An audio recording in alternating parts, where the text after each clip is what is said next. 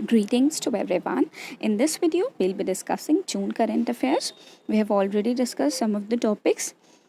We have discussed NSA Act 1980, Decentralization and Recruitment Act, draft list of intangible cultural heritage, 100% quota for tribal teachers in Andhra Pradesh, ENAM, GI tax, helicopter money, national infrastructure pipeline. We have discussed global report on food crisis. And today we'll be discussing WordPress freedom report. इसमें India की rank कितनी बताई गई है? 142।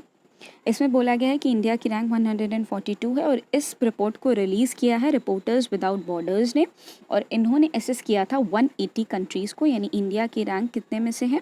180 countries में से है। तो सबसे पहले फर्स्ट रैंक पे कौन है? नॉर्वे है, सेकंड रैंक पे फिनलैंड है और थर्ड रैंक पे डेनमार्क है।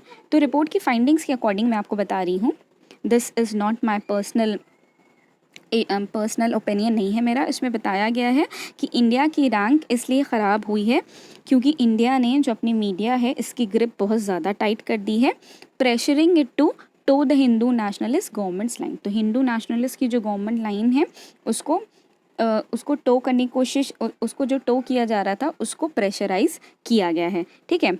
और इश्यूज़ में क्या क्या है? जो हेट कैंपेन्स चलाए जाते हैं जर्नलिज्म के against, reporting on issues that अनॉय Hindutva followers, ऐसी रिपोर्ट्स लाना जिसके वजह से हिंदुत्व फॉलोअर्स क्या कर रहे हैं? अनॉय हो रहे हैं। Criminal prosecution to gag journalist, critical of authorities and police violence against journalist. और रिपोर्ट में और क्या सजेस्ट किया गया है कि इंडिया की रैंक जो कश्मीर का इशू था इसके वजह से भी गिर गई है। और कश्मीर के इशू में जो आपका हो रहा है कि वहाँ पे जर्नलिज्म बिल्कुल इम्पॉसिबल हो गया है, जर्नलिस्ट क्या वहाँ पर अपनी जॉब को पूरा ही नहीं कर पा रहे हैं, तो इस वजह से भी इंडिया की रैंक में हमको गिरावट देखने को मिली है। तो ये जो डेटा थे जिनको अभी मैंने रिसाइट किया, ये रिपोर्टर्स विदाउट बॉर्डर्स ने बोले हैं, RSF ने साइट किए हैं, ओके। तो अब हम लोग नेक्स्ट देख लेते हैं। नेक्स्ट क्या है? Ozone layer over Arctic closes. जो ओजोन लेयर है आर्कटिक के ऊपर ये बंद हो गया है, और इसमें मैं आपको एक स्टार मार्क बताना चाह रही हूँ कि ये इस वजह से नहीं बंद हुआ है क्योंकि पोल्यूशन कम हो गया है, ये स्टार मार्क है, इस वजह से नहीं बंद हुआ है। ये एक फिनोमेना होता है जिसको हम लोग कहते हैं पोलर वर्टेक्स, ठीक है। एक फिनोमेना है पोलर वर्टेक्स, उसके वजह से बंद हुआ है, ठीक है। तो ये आपसे पूछा जा सकता है कि ओजोन लेयर ओवर आर्कटिक किस वजह से क्लोज हुआ है? क्या ये कम रिड्यूस पोल्यूशन लेवल्स ऑफ कोविड-19 की वजह से क्लोज हुआ है? नहीं, एक फिनोमेना है पोलर वर्टेक्स, ये उसके वजह से क्लोज हुआ है।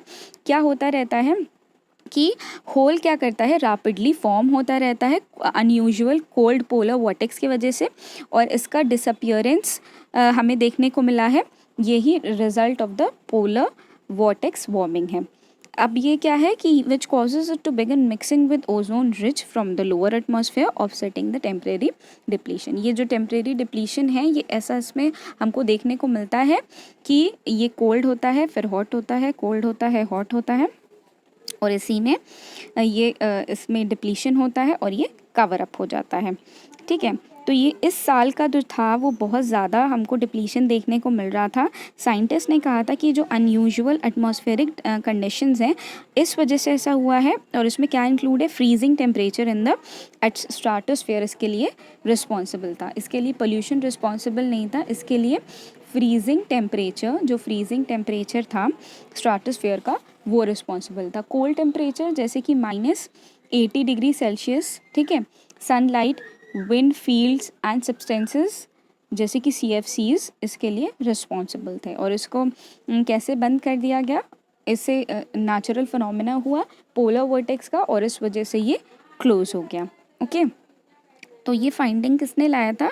इसको फाइंड किया है European unions Copernicus atmosphere monitoring services ने, जिसको CAMS कहते हैं। आप एक बार इसकी पिक्चर क्लियरली देख लीजिए, ये आपको डिफरेंट डेटा बता रहे हैं। वेट अ सेकेंड, ये देखिए, ये 16/4/2020 का है, और ये आप देख रहे हैं 22/4 यानी कि 16 अप्रैल का है, और ये 22 अप्रैल का है, और इतने कम टाइम में हमें देखने को मिला कि ये जो होल है आपका वो भर गया है, ठीक है। तो next is 11th session of Saint Petersburg climate. तो अब इसमें क्या हुआ था, ये सबसे पहले तो ये फर्स्ट वर्चुअल क्लाइमेट डायलॉग था और 11th सेशन था पीटर्सबर्ग क्लाइमेट डायलॉग का, जिसको जर्मनी ने होस्ट किया था। ठीक है, फिर जर्मनी और यूनाइटेड किंगडम दोनों ने इसे मिलके होस्ट किया था। ओके, फिर उसके बाद अभी क्या आ रहा है आपका, यो COP26 आ रहा है। ठीक है, 26 edition of conference of parties, जिसमें कि क्या होगा, जो डायलॉग मिलेगा हमको मिनिस्टर्स और रिप्रेजेंटेटिव से अबाउट 30 कंट्रीज़ में। तो इसमें इंडिया का क्या रिस्पॉन्स रहा हमको ये देखना है। इंडिया ने सॉलिडारिटी एक्सप्रेस की वर्ल्ड के साथ और बोला कि कोविड-19 के पैंडमिक को हटाने, जैसे हम कोविड-19 की पैंडमिक को हटा रहे हैं, उसी तरह से environment, forest and climate change को भी हमको क्या करना है, इसे भी अफोर्डेबल कॉस्ट में लाना है। ठीक है, इसमें लिखा है कि बताया गया है कि likewise it should have climate technology as open source which must be available at affordable cost, जो कि क्लाइमेट टेक्नोलॉजी भी हमें लाना है विद ओपन सोर्स, ताकि क्या हो सके, वो हमें अफोर्डेबल कॉस्ट के साथ मिल सके। तो ये जो आपका सेंट पीटर्सबर्ग का क्लाइमेट डायलॉग ऑर्गेनाइज हुआ है था 11th सेशन, और ये फर्स्ट वर्चुअल सेशन था। इसमें यही बताया गया है, और इंडिया के जो आपके ministry of environment, forest and climate change के मिनिस्टर थे, इन्होंने इसमें पार्टिसिपेट किया था। उन्होंने यही बोला कि it should have climate technology as open source which must be available at affordable cost. So next article is impact of corona virus pandemic on environment. तो इसमें हमें दोनों चीज़ें देखने को मिल रही हैं, पॉजिटिव इम्पैक्ट भी देखने को मिल रहा है और नेगेटिव इम्पैक्ट भी देखने को मिल रहा है। तो हम दोनों को स्टडी करेंगे। सबसे पहले तो पॉजिटिव इम्पैक्ट देख लेते हैं कि जो ग्रीन हाउस एमिशन था, ग्रीन हाउस गैस का एमिशन था, ये क्या हो गया है, ये स्लैश हो गया है। कहा जाता है कि ग्लोबली जो एयर ट्रैफिक है ये 60% तक डिक्रीज़ हो गया है। ये हमारी रिपोर्ट्स ने बताया है कि 60% तक ग्लोबल एयर ट्रैफिक कम हो गया है। ओके, नेक्स्ट क्या है कि जो एनर्जी कंजम्पशन है, इसके ऊपर भी इफ़ेक्ट हुआ है। जैसे कि मार्च 18 से हम लोग को लॉकडाउन देखने को मिला है, तो जो एनर्जी कंजम्पशन था वो 26% फॉल हो गया है, 26% तक गिर गया है, क्योंकि स्कूल, कॉलेजेस, मॉल्स और जितने भी ऑफिसेज थे वो सब अब्रप्टली बंद कर दिए गए। तो वहाँ पर जो आपकी इलेक्ट्रिसिटी या जो भी आपकी यूज़ होती थी energy, mainly electricity is used, तो इसका भी कंजम्पशन हमको कम देखने को मिला है। रिवर पोल्यूशन भी आपका काफ़ी ज़्यादा इफ़ेक्ट किया गया है। जहाँ अभी पोल्यूशन इतना ज़्यादा रिवर में बढ़ता जा रहा था, हम लोग गंगा और यमुना के लिए अलग अलग प्रोग्राम्स लेके आ रहे थे। भले ही ज़ीरो रिवर पोल्यूशन नहीं हुआ है, लेकिन फिर भी हमें रिवर पोल्यूशन में रिडक्शन देखने को मिला है। अब नेक्स्ट क्या है, पेरिस एग्रीमेंट में हमने क्या कहा था कि हम लोग अर्थ का टेम्परेचर आने वाले सालों में हमको क्या करना है, लेस देन 1.5 डिग्री रखना है। तो हम भी ये कह रहे हैं कि शायद ऐसा हो सके कि ये रिड्यूस एमिशन की वजह से हम लोग भी ऐसा हो सके कि हम लोग इसे मीट कर पाएँ। ओके, जो कि हम लोग अभी क्या था कि हम लोग टारगेट मिस कर रहे थे, इतना ज़्यादा अब्रप्टली हमारा टेम्परेचर ग्लोबल हीटिंग की वजह से बढ़ रहा था। अब हम बात करते हैं नेगेटिव इम्पैक्ट की। नेगेटिव इम्पैक्ट में क्या है कि rise in volumes of unrecyclable waste. तो जो आपके नॉन रिसाइक्लेबल वेस्ट है, इसमें इजाफा देखने को मिल रहा है। कैसे इजाफा देखने को मिल रहा है कि जो म्यूनिसिपैलिटीज़ हैं इन्होंने अपने काम सस्पेंड कर दिए गए हैं। तो जो फूड रिटेलर्स हैं ये कोरोना वायरस के डर से क्या कर रहे हैं, प्लास्टिक बैग में आपको खाना दे रहे हैं। ठीक है, और जो भी आपका सामान डिलीवर हो रहा है वो प्लास्टिक बैग में हो रहा है, ताकि जो आपके जो लोग हैं उन्हें कोविड से इन्फेक्ट होने का डर है, and that's why they are using unrecyclable plastic और they are using a single use plastic. और इस वजह से इसमें हमें इस वेस्ट में हमें इजाफा देखने को मिल रहा है। ये जो आपका वेस्ट है इसमें इजाफा देखने को हमको मिल रहा है।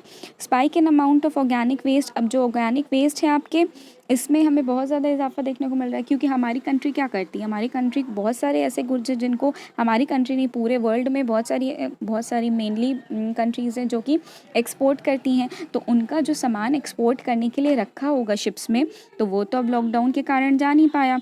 तो वो पूरा सामान जिसमें पेरिशेबल गुड्स हैं वो क्या हो रहा है, basically I am talking about perishable goods, तो वो क्या कर जाएगा, वो जब नहीं जा पाएगा तो वो डीके हो जाएगा, और डीके हो जाएगा तो इससे लेवल ऑफ मीथेन एमिशन बढ़ेगा, ग्रीन हाउस गैस बढ़ेगी, और जब कोरोना ख़त्म हो जाएगा तो हमें काफ़ी ज़्यादा क्राइसिस इसका देखने को मिल सकता है।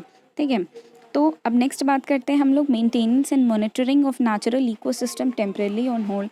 जो आपके वर्कर्स थे जो कि इन्वायरमेंट प्रोटेक्शन में काम करते थे, नेचुरल इकोसिस्टम में थे, प्रोटेक्टेड स्पीशीज़ के लिए वो काम करते थे, वो लोग अब अपने घर पे हैं, होम लॉकडाउन में अपने घर पर छुट्टी मना रहे हैं। तो अब क्या है कि अब ये लोग क्या कर रहे हैं, मॉनिटर नहीं कर रहे हैं कि जंगल में क्या हो रहा है। तो ऐसा बोला जा रहा है कि इस वजह से इलीगल डिफॉरेस्टेशन हो सकता है, इलीगल फिशिंग हो सकती है, और वाइल्ड लाइफ हंटिंग हो सकती है, क्योंकि अब वहाँ के वर्कर्स तो हैं नहीं, जो भी आपके फॉरेस्ट गार्ड होते हैं या तो फॉरेस्ट रेंजर्स होते हैं, और भी जितने फॉरेस्ट के लोगों की पोस्ट है वहाँ पे है नहीं। इस वजह से ये सारी चीज़ें हमको देखने को मिल सकती हैं। सेशन ऑफ ये मैं आपको लिख कर बता देती हूँ, सेसेशन ऑफ इको टूरिज़्म। अब सेसेशन ऑफ इको टूरिज़्म में क्या बताया गया है कि यहाँ पे क्या है कि स्टॉपेज ऑफ इको टूरिज़्म हो गया है, और जिससे क्या हो रहा है कि नेचुरल इकोसिस्टम हमारा रिस्क पे आ गया है इलीगल हार्वेस्टिंग के और लीगल एनरोचमेंट के। ठीक है, तो लोग जो जिनके पास अनएम्प्लॉयमेंट नहीं है तो वो क्या करेंगे, इलीगली हार्वेस्ट करने का स्टार्ट करेंगे, और इससे वो क्या करेंगे कि जो हमारे इकोसिस्टम है जो एक्सट्रीमली फ्रेजाइल है उसको अनसस्टेनेबली यूज़ करेंगे। ओके, सो ये रहे हमारे कुछ पॉजिटिव और नेगेटिव इम्पैक्ट्स, जो कि ये पॉइंट्स हैं जिनको आप जॉट डाउन कर सकते हैं और समझ सकते हैं कि कोरोना वायरस का हमारा पॉजिटिव और नेगेटिव इम्पैक्ट क्या है। तो ये जो पॉइंट्स हैं इनको आप अपने मेंस के आंसर राइटिंग में भी यूज़ कर सकते हैं, एज वेल एज जब भी आपको डिस्कशन फेस करना हो तो उसमें you can also use this, and in one day exams they can also ask about the positive and the negative impact, how they are impacting our environment. So this was all about today's video. If you like this video, then give me a thumbs up. Don't forget to subscribe my channel. Do share with your friends and groups, and comment in the comment section. Thank you. Have a nice day.